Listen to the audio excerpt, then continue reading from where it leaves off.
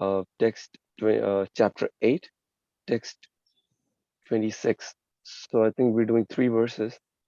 So I'll just do the Sanskrit and translation by myself with all these purports, all these verses. So the first one is text 26. Kalenal parajarshe Rama Krishna Gokule Agrishta Janubi Padbir Vichakramatur Anjasa. Translation: O King Parikshit, within a very short time, both Rama and Krishna began to walk very easily in Gokula on their legs by their own strength, without the need to crawl. Purport: Translation and purport by His Divine Grace Bhaktivedanta Swami Srila Prabhupada Ki Jai. Instead of crawling with their knees, the babies could now stand up by holding on to something and walk little by little without difficulty by the strength of their legs. Text 27. Tatastu Bhagavan Krishno Vayasyair Vrajabalakai Saharamo Vrajastrinam Chikridite Janayanmudam. Translation: Thereafter, Lord Krishna, along with Balaram, began to play with other children of the cowherd men, thus awakening the transcendental bliss of the cowherd women. Purport: The word Saharamaha, meaning along with Balaram, is significant in this verse. In such transcendental pastimes, Krishna is the chief hero and Balaram provides additional help. Text 28. Krishnasya gopya ruchiram Viksha kaumara chapalam Shrinvantya kilatan matur iti hochu samagataha. Translation: Observing the very attractive childish restlessness of Krishna, all the gopis in the neighborhood, to hear about Krishna's activities again and again, would approach Mother Yashoda and speak to her as follows. Purport: Krishna's activities are always very attractive to the devotees. Therefore, the neighbors who were friends of Mother Yashoda informed Mother Yashoda of whatever they saw Krishna doing in the neighborhood. Mother Yashoda, just to hear about the activities of her son, stopped her household duties and enjoyed the information given by the neighborhood friends.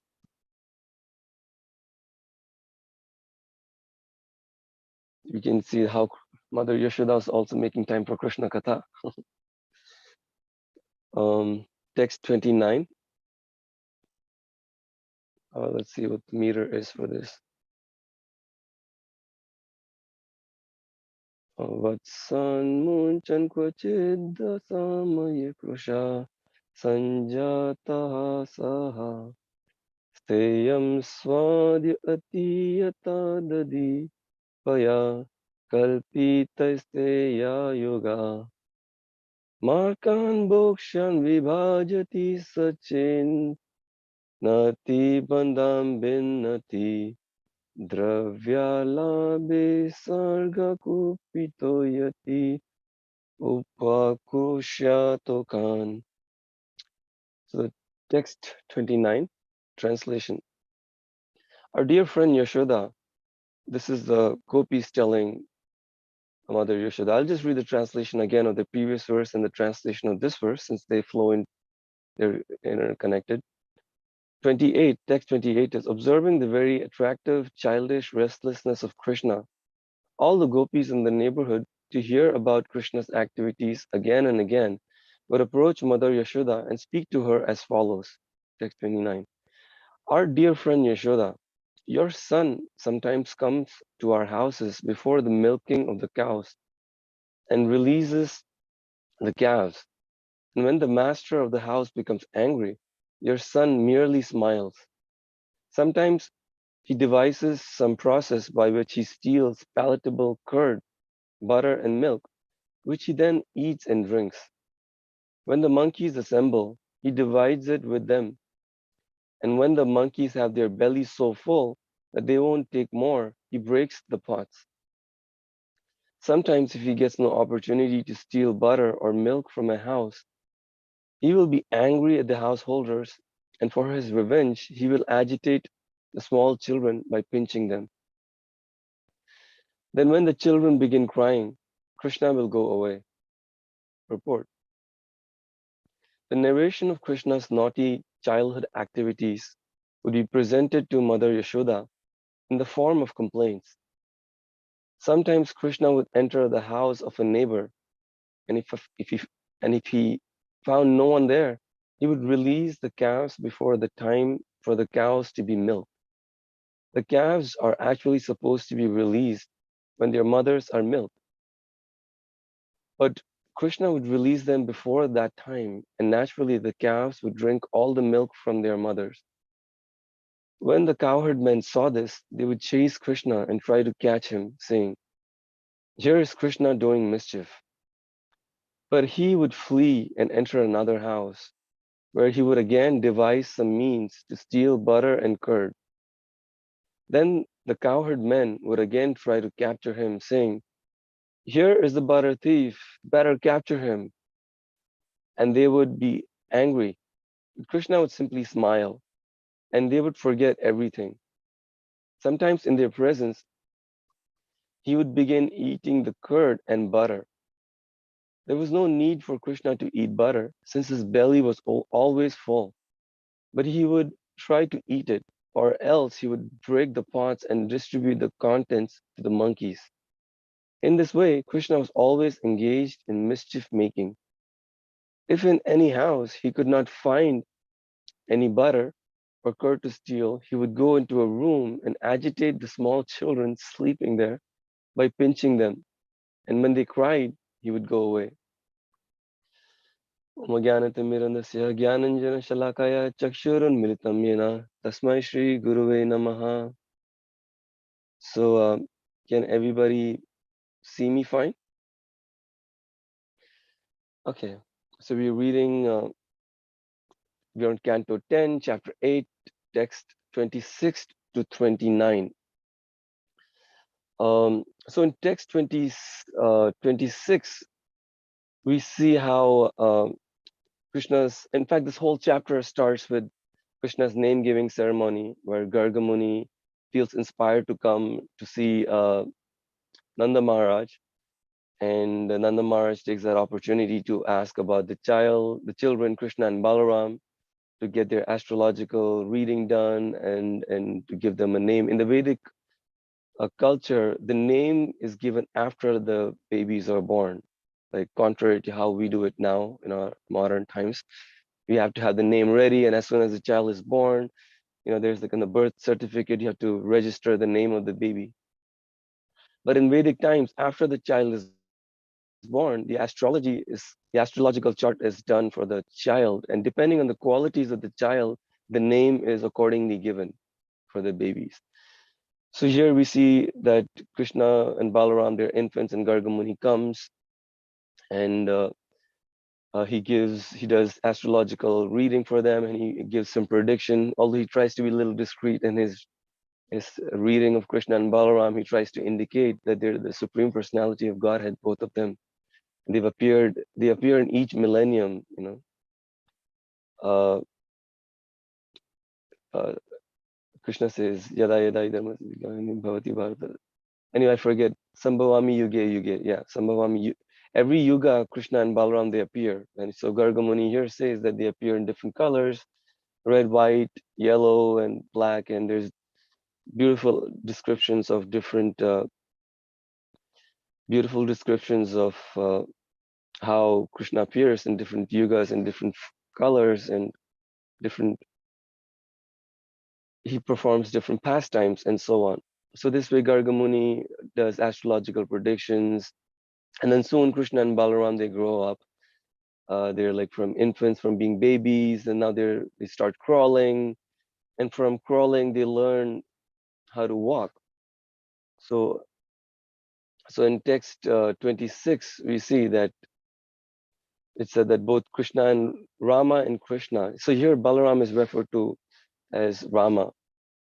Sometimes Balaram can be referred as Balaram, Baladev, or just Rama. So here he's referred to as Rama. But Rama and Krishna began to walk very easily in Gokula on their legs. How we see infants first beginning learning how to walk, they're a little wobbly, and they have to sort of hold on to things, or parents sometimes hold their hands and help them to walk. So here we see both Rama and Krishna began to walk very easily in Gokula on their legs by their own strength without the need to crawl.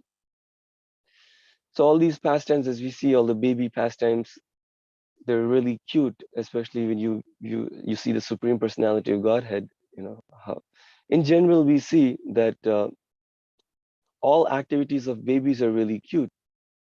So it's so interesting. Why is that? Why do we find all these baby infants? There's so many videos on Instagram and Reels and on Facebook. If you click on one video, then your Facebook keeps suggesting all these videos of babies or whatever that you're watching, and all these videos are so attractive for people. So why is it? Why are these babyly activities so cute?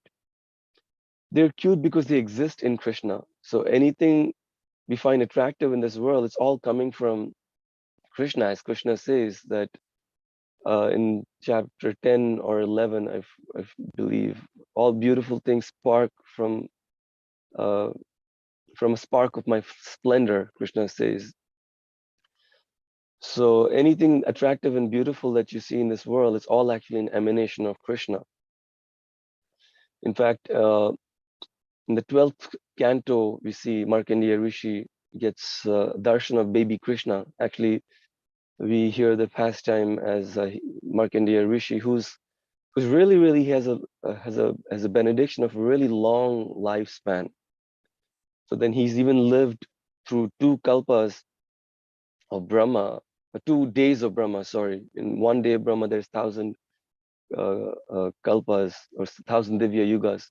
So he lives through 2 days of Brahma, which is like millions of years. It's Markandeya Rishi, and he gets a darshan of Narayan, and there they give him they give him a benediction, whatever benediction you need, ask for a boon, and he says, "I'd like to see your illusory potency," and they say, "Sure, tatastu," sure enough, and then Markandeya Rishi goes about his business, and then suddenly there's a big storm, and then there's thunder and lightning, and there's like torrents of rain pouring and huge waves of water feels like all the 3 worlds are getting inundated with this water of destruction. It's only uh, everything around he sees this only ocean, like big waves of water, and Markandeya is just floating in that. It seems like the end of the world. All lands are submerged. Everything is submerged in water. And he sees like an island in a distance. And on that island, he sees a, a, a baby floating nearby, like on a leaf of a banyan tree. And that baby is so effulgent, and he's seeing that baby sucking his toe. Of course, that baby is Krishna. And Markandeya Rishi is captivated by this infant who's sucking his toe. So even now we see uh, any baby, any infant, especially if they're newborn, you see they're like sucking their toe. For those who haven't seen it, it might seem impossible. How is it even possible for someone to suck their own toe? But it's possible because Krishna has done it. So all these activities we see of babies doing, it's there because Krishna, it's there in Krishna. So that's why we find it really attractive. And then text 27 goes on to say that thereafter Lord Krishna, along with Balaram, began to play with other children of cowherd men, thus awakening the transcendental bliss of the cowherd women. So the Sanskrit is Tatastu Bhagavan Krishna Vayasye Vraja Balaka. Vayasye, Prabhupada translates as with their playmates. Vayasa also means your age, your own age group. So Vayasye could mean kids of your own age group. So since Krishna and Balaram are now toddlers, they're playing with other toddlers. Vrajabalaka, so all other kids of the same age. And Saharamo, here it's saying it's Saharama along with Balaram. So in the purport, Prabhupada says the word Saharama, meaning along with Balaram, is significant in this verse. In such pastimes, transcendental pastimes, Krishna is the chief hero and Balaram provides additional help. So as we know, Balaram is like the first expansion of Krishna. So it said that supreme truth, absolute truth is ultimately one. There's absolute truth is only one. But that absolute truth expands into two, Radha and Krishna, for the sake of enjoyment. So there's a reciprocation. So the absolute truth then becomes Shakti and Shaktiman. Shakti is the energy of the absolute truth, and Shaktiman as a possessor is the absolute truth himself, Krishna, possessor of that energy. So it's Shakti and Shaktiman. So just like the absolute truth expands in Radha and Krishna, Radha is Shakti and Krishna is the Shaktiman. Like that, Krishna also expands. His first expansion is Balaram. So for just like Radha and Krishna expand for the sake of enjoyment, Krishna expands into Balaram for the sake of assistance. So this way we see Balaram is Sevaka Bhagwan and Krishna is Savior Bhagwan. Excuse me. So Sevaka Bhagwan is a servitor personality of Godhead. So Balaram is a servitor personality of Godhead, and Krishna is Savior Bhagwan, the supreme personality of Godhead. So that's why we see Prabhupada referring to Krishna as a supreme personality of Godhead. And we might wonder, like, what an interesting definition of God, right? Instead of simply saying God, Prabhupada refers often uh, to the absolute truth as the supreme personality of Godhead. So here Balaram is a Sevaka Bhagwan, servitor personality of Godhead. He's still God, but he's a servitor personality of Godhead. And Krishna is Savior Bhagwan, the supreme personality of Godhead. So like this, Balaram is the wingman, if you want to use the colloquial, more modern, contemporary term. He's like the wingman. Actually, the term wingman comes from aviation, how when different planes, they fly in formation. So there are certain pilots who form a wing formation who are sort of protecting the main pilot. So there's a main, in the formation, the V formation, there's a plane in the center and there's other planes flying in a V formation. So those pilots that are flying in the wing section of the formation are known as wing pilots or wingmen. Of course, in modern terms, that wingman takes a whole another connotation, those men helping other men to sort of, anyway, in a perverted way to achieve their goal of meeting the opposite sex or whatever that would be. But Balaram is the original wingman. He's always assisting and helping Krishna. So like this, Krishna's first expansion is Balaram. So so this way we see Balaram is assisting Krishna in all of his activities, and also Guru, we know Guru Tattva comes from Balaram. So Balaram is the Adi Guru. So this way the Guru Tattva is also constantly assisting Krishna. Every day we sing in Guru Ashtakam every morning. How our whole prayer in Guru Ashtakam is to the Guru, how Guru is constantly assisting Krishna, Radha and Krishna. So like this, we see in text 27 how Balaram is like providing assistance to Krishna's pastime. And in text 28, we see how all Krishna and Balaram, by their childish activities, they're captivating the whole Vraja and all the gopis, elderly gopis who are of Mother Yashoda's age. They are observing all these pastimes and they get captivated and they report this to Mother Yashoda. And in text 29, they're sort of, it seems like they're complaining, but they're expressing their love. So they come to Mother Yashoda and they're trying to tell the exploits of Balaram, Krishna and Balaram, of all the activities they're doing. And Mother Yashoda stops all of her activities and just comes and listens just to hear of the beautiful pastimes. And in the description, the gopis are saying that he eats butter, he distributes the butter, and then sometimes if he doesn't get butter, he breaks the pots, or if there's nothing, then he'll go pinch the babies. So you might think, okay, eating butter, all of that is cute. Yeah, I mean, he's distributing it to the monkeys, but why break pots? That's like destructive. What's up? What's up with that? Like, so why is he doing something destructive? Is that also supposed to be attractive? Even in Chaitanya Mahaprabhu's pastimes, you see when Krishna appears as Chaitanya Mahaprabhu, Chaitanya Mahaprabhu also, when he was young Nimai, he was also really mischievous, argumentative, always picking fights. You know, he would sort of, in Ganga, he would splash on Brahmanas for bathing, offering their oblations to Ganga and Surya Dev. He would splash, or underwater, he would go grab their legs and play mischief like that. And one of his close associates is Kolavich Sridhar, a pure devotee of Krishna. And we see how he would constantly, Kolavich Sridhar would sell, he would take like a banana leaf and make different products of banana leaves, like plates and leaves, and he would sell, or even sell bananas. And every day Chaitanya Mahaprabhu would come and argue with him and haggle for his products. He was already selling at a really low price, and still he would ask for more discount, and he would fight with Kolavich Sridhar. And although Kolavich Sridhar would feel intimidated, but still he would feel attracted in his heart of hearts, and he wouldn't know why. Although this Nima is being really aggressive, he's trying to sort of, he would say, Kolavich Sridhar would say, already I'm giving you at really, like, I don't make any profit of these. And still Nimai would come and fight, and he would say, okay, fine, you just take it for free.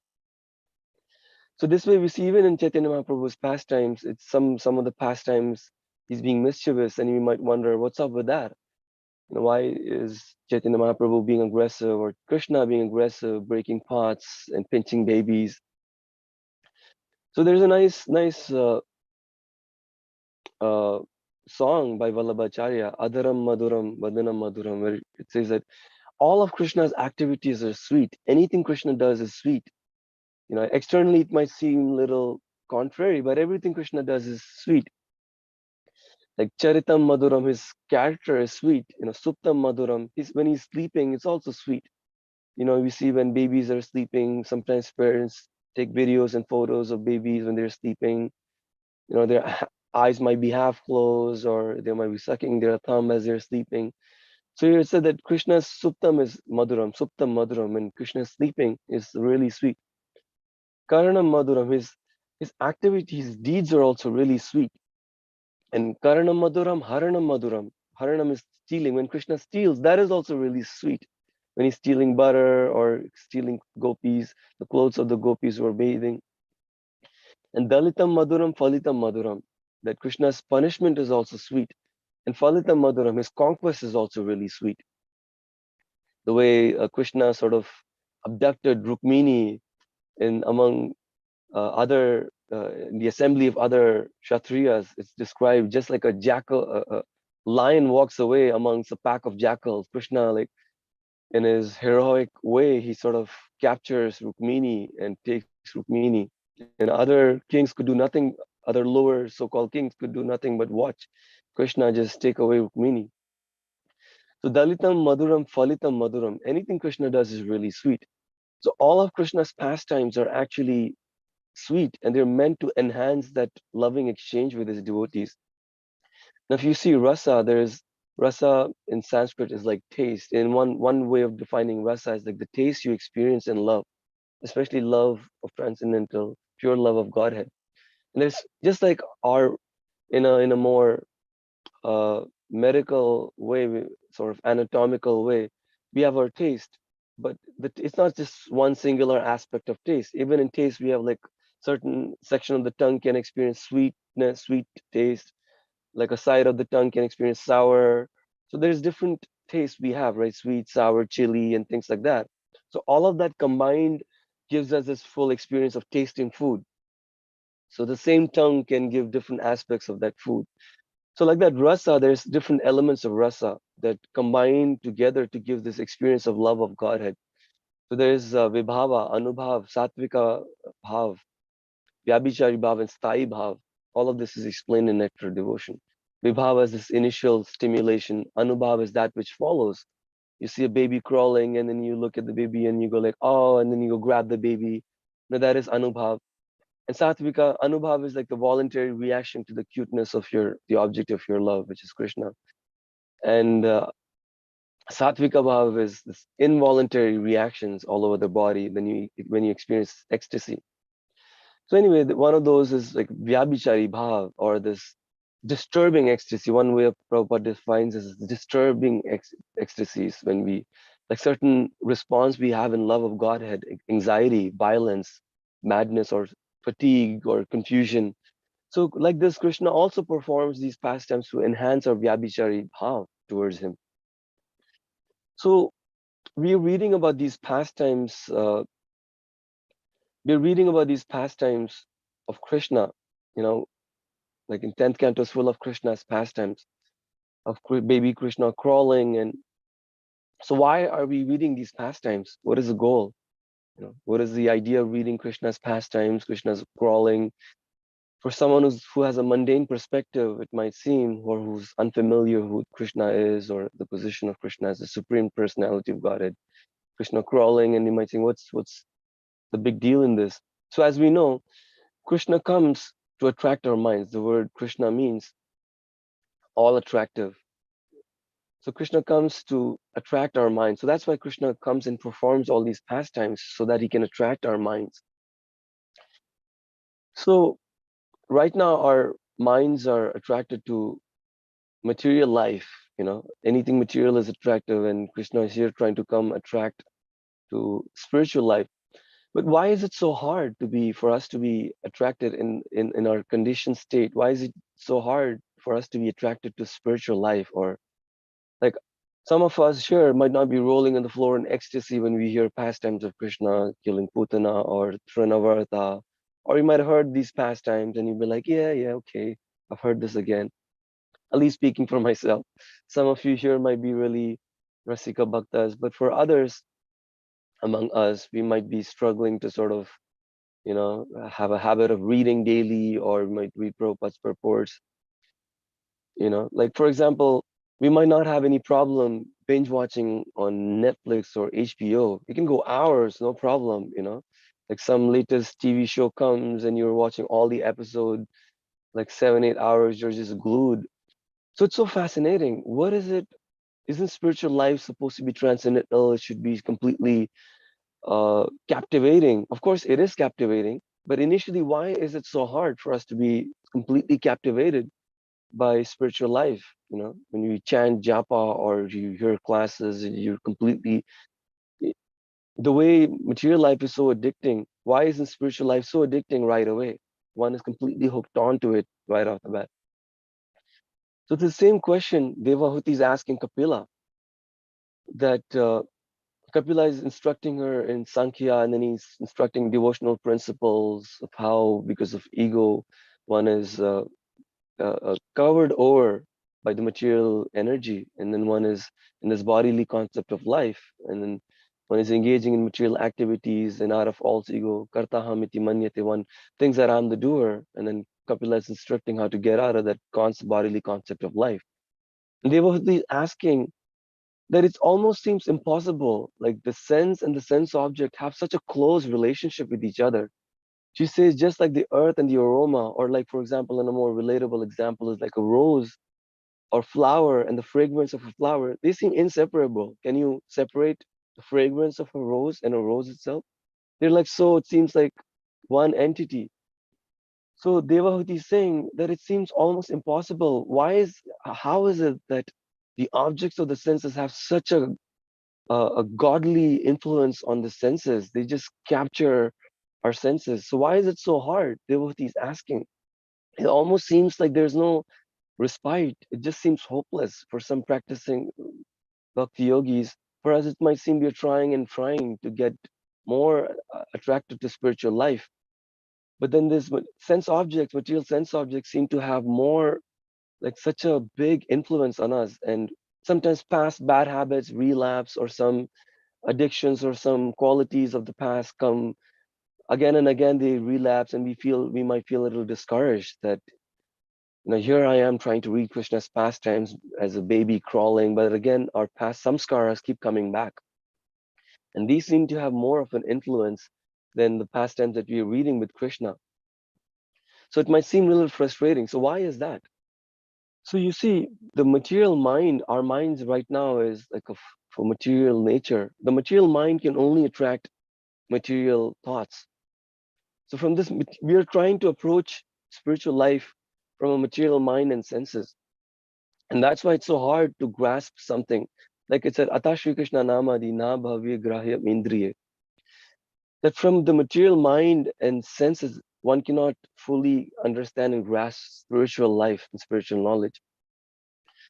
So like this, we're trying to approach spiritual life from a materialistic point of view. So that's why it's so hard for us to completely understand. And the same thing Rupa Goswami also explains in Nectar of Instruction. He says, Syat Krishna Nama Charitadi Sitapya Vidya Pitopatapta Rasanasya Naurochikanu. He says that Krishna's name qualities like Sat Krishna Nama Charitadi Sita, they're like really sweet. Sita Api, although they're really sweet, but how is it that we find it's so hard for us to chant? For some of you, when you're trying to finish your rounds, towards the end, you're just really struggling. And as soon as you're done, you feel like, okay, finally I'm done. You feel like liberated from your bead bag and you sort of move on to other activities. And you're like, what a relief. So why, so here Rupa Goswami is saying, actually Krishna's name, quality, pastime, they're really sweet. Charita di Sita, he's saying there Sita means like sugar candy, really sweet. But then why is it that na rochikanon? We have no taste for it. How is it that we have no taste for these spiritual? In fact, not only do we have no taste, but they seem really bitter. They seem really bitter. So it's fascinating that we have no taste for any spiritual life. And not only do we not have any taste, our past tendencies and samskaras may sometimes relapse and really giving us, uh, we might feel really frustrated and dejected. So the answer, it is said that there's a nice verse in the 11th canto. It said that just like an improperly treated disease sometimes reoccurs or relapses and gives repeated distress to the patient, like that, the mind that is not completely purified of its perverted tendencies will remain attached to material things and repeatedly torment the imperfect yogi. So that's why sometimes we see the mind the, the mind which is not completely purified sometimes may have some past samskaras coming back again. And again, we might relapse into old habits. And this way, we might feel really dejected. So what is the remedy? What is the remedy for this? So Devahuti is asking Krishna, Kapila, it seems like almost impossible for a yogi. So Kapila says, like just like Krishna says, Arjuna is asking the same question. Like in chapter 6, it seems that the path you've described almost seems impossible. And Krishna says it's possible by suitable practice and detachment. So like that, Kapila Muni also is explaining to Devahuti. He says that the remedy is to keep on with the devotional service and to hear for a really long time. So he says that it is possible, but the solution is one has to hear for a really long time. So this way, by repeatedly hearing for a long time, one's mind and senses, they get purified. And over time, when the mind becomes spiritual, and then one can then approach spiritual truth, like it said in NOI. Kintvadarad anudinam kalu saiva jushta. Swadvikramat bhavati tad gada mula hantri. So kintu adarat, like by carefully one should do anudinam every day when one goes on chanting these holy names, then swadvikramat bhavati, that then our taste for the chanting increases. How? How does it increase? Because this chanting attacks the root cause of our problem. Tadgata mula hantri. It uproots the disease from its whole root. So our avidya is destroyed, and when our avidya is destroyed, then one natural taste for the holy name awakens. So Sevan Mukhi Jivados, Swayam Eva Spuratyada, like we were saying, Atak Shri Krishna Namadi. By our blunt senses, one cannot approach spiritual life. But by Sevan Mukhi Jivado, a service inclined tongue can then approach spiritual truth. Service inclined tongue meaning through honoring Prashadam and also chanting the holy names. Swayam Eva Spuratyada.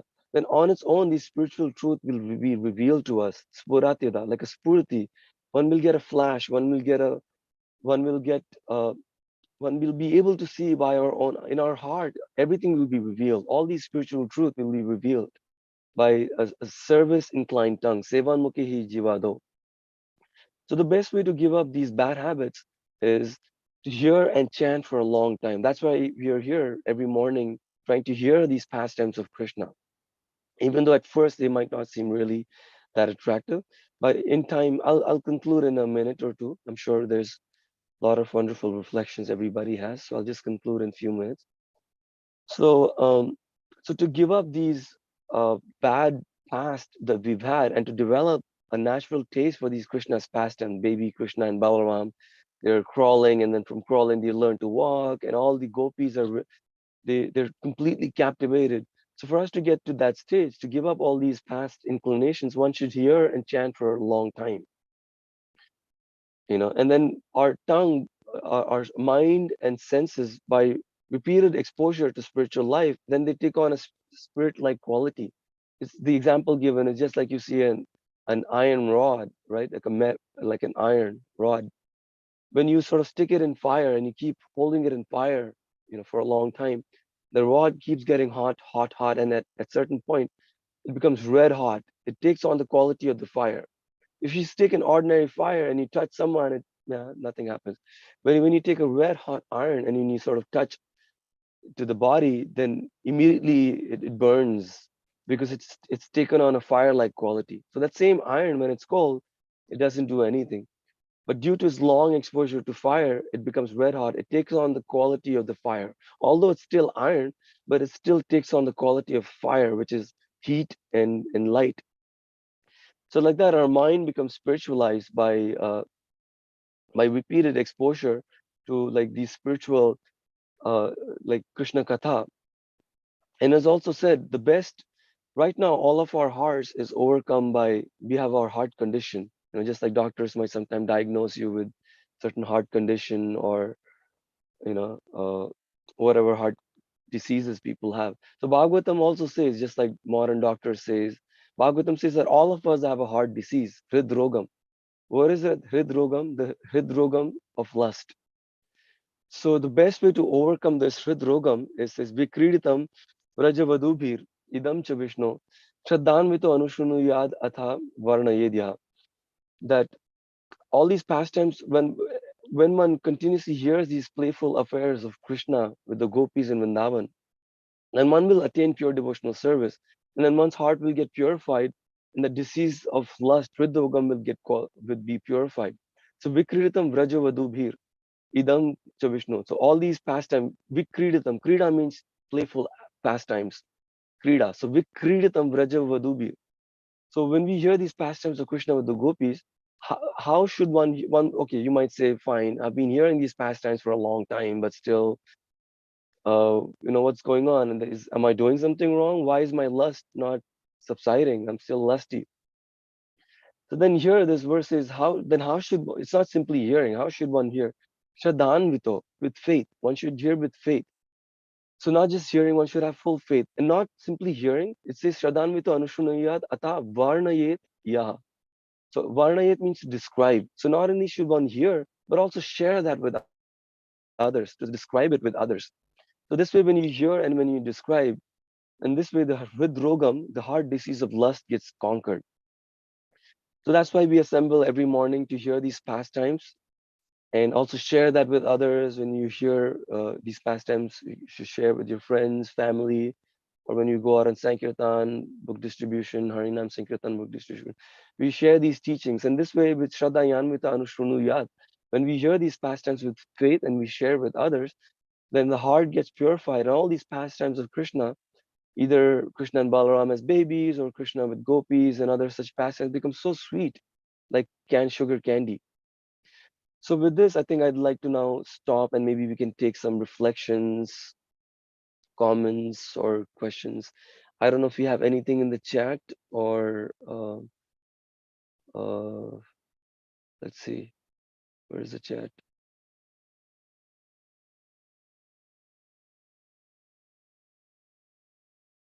So yeah, I see. By the way, does anybody have any comments in our either audience in Bhakti Center or our online audience? Hare Krishna, Prabhuji. Hare Krishna. I actually do have a comment. Just yesterday, I found myself in a bad habit. I was actually with a devotee after doing service. It was after doing service. I found myself in a bad habit. This person was beeping their horn, New Yorker, beeping their horn. And my thing was when I used to drive, I used to get out of the car and just argue with the person. I found myself not getting out of the car this time. I was almost, but the bad habit, I felt it was there, you know, and I was moved, and then later on I heard music in my head, the Govinda Hari Purusham. That song was going on, and I couldn't understand, why is that song in my head? And so I asked one of the devotees, I said, why is that song ringing in my head? And he said, Krishna's trying to tell you something. What do you think the message is? And so my chanting, and hearing, like coming to the meetings in the morning. Anyway, it's already getting late. I don't want to take up too much time, but I want to just thank you for mentioning that, because sometimes the bad habits, even after doing service, I'm like, what? Why? What? And it's the mind. It's 8 hours. The mind, if it's not purified, Enough, yeah. long exposure to chanting and hearing, then.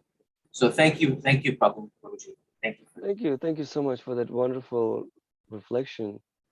I see some chat. I don't know if there's other reflections, but Andrea mentions that in Jewish tradition also a child isn't named until a week after they're born. And in Vedic tradition, is it a week or a month before the naming ceremony? Actually, the naming ceremony happens after the child is born. So once the child is born, then you have the exact time because the exact time of the birth is needed. So once the child is born, then you know the time and the place, and the astrologer using all these details, they'll give you a name, and they'll also say that the name should start with these alphabets, and so like that, certain. So since we're online, maybe we can go a few more minutes past 8. So Hugo, Bhakti Hugo Prabhu, I see a hand raised. Would you like to share something?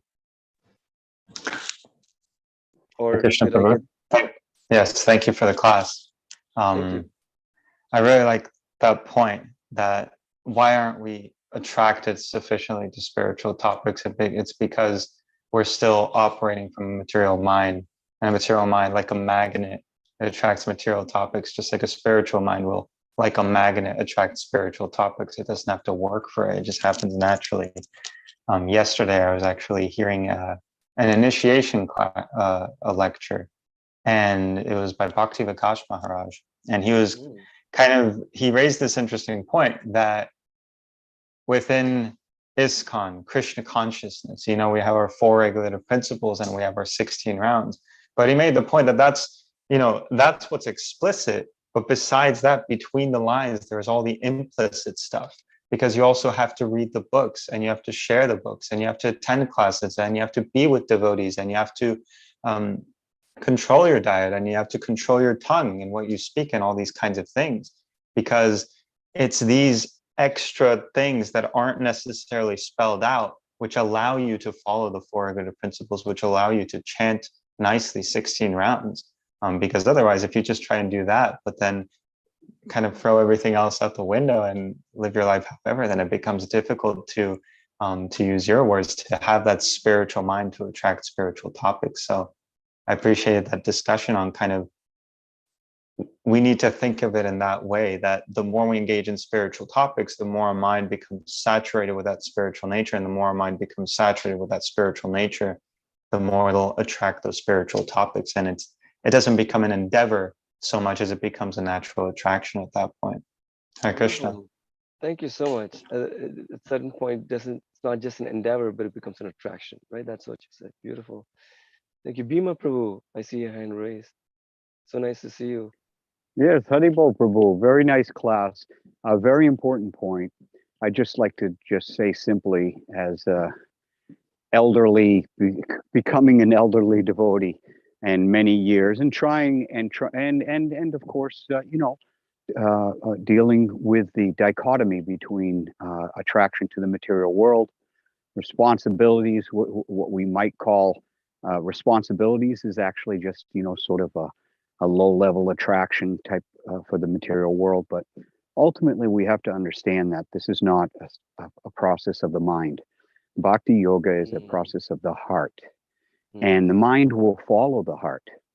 And we can train our mind all we want, and we can beat it into submission. But if the heart isn't there, if we don't come to a simple understanding that Krishna loves us, that Krishna is all beautiful, that the devotees are wonderful, that everything that's being offered by Prabhupada's movement is sweet, Madhura, and that Krishna is in our heart. It's not like we have to reach out too far.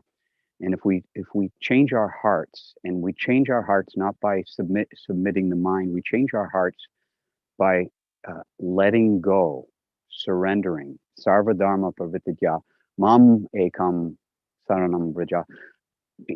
You just surrender to Krishna at every moment. The heart, it's an immediate thing, and then the world, as Prabhupada said, fades. The material energy fades away, backs away from you. Maya is the person; she backs away.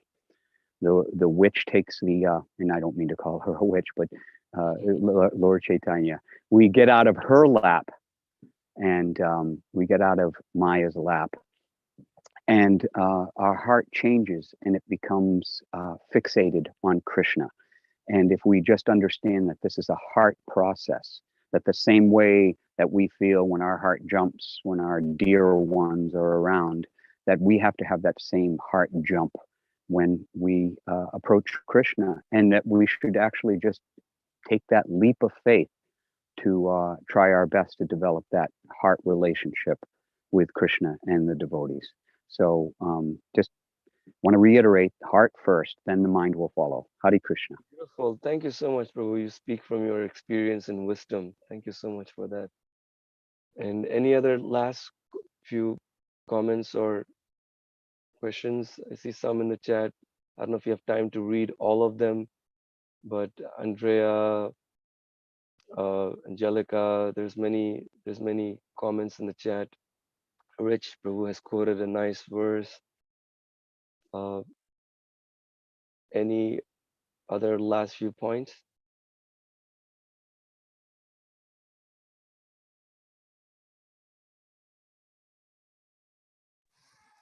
Okay, Hare so Krishna, beautiful class. Godruma Prabhu, thank you, Prabhu. Shastra based, practical. Very nice. Thank you. I think there's no more questions. So I'd like to thank everybody for participating. Will, we see you're freshly shaved, and Bhakti Hugo and Godruma Prabhu, you look like babies. You're becoming childlike. Rich and myself, we have some work to do. It's our homework. All right. Love you all. Have a wonderful day. And Hari Bol. Hare Krishna. Jamuna Jaya. Yes. Childlike Jamuna Jaya.